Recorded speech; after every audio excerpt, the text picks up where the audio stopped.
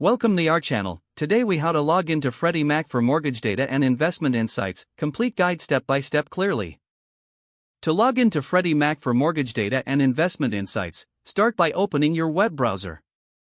In the address bar, type in the official Freddie Mac website URL. Press enter to navigate to the site. Once the home page loads, look for the login button, typically found in the top right corner of the page. Click on the login button. You will be directed to the login page. Here, you will see fields for your username and password. Enter your registered username in the appropriate field. Next, type your password in the password field. Double-check your entries for accuracy. If you have forgotten your password, click on the Forgot Password link. Follow the prompts to reset your password.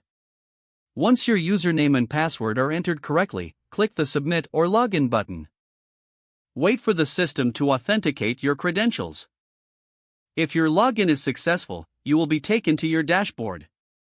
Explore the various sections available for mortgage data and investment insights. If you encounter issues during the login process, check your internet connection. Verify that you're using the correct username and password. For additional support, check the Help section on the website.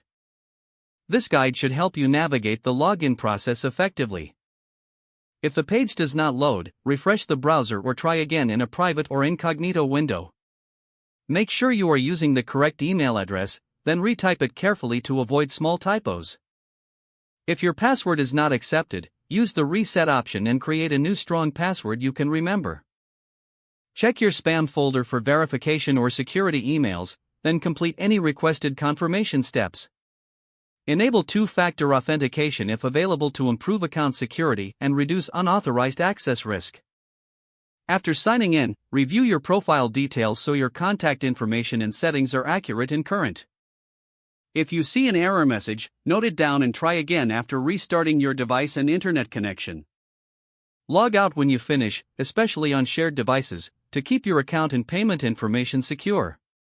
Don't forget to like this video and subscribe to our channel for more step-by-step tech guides.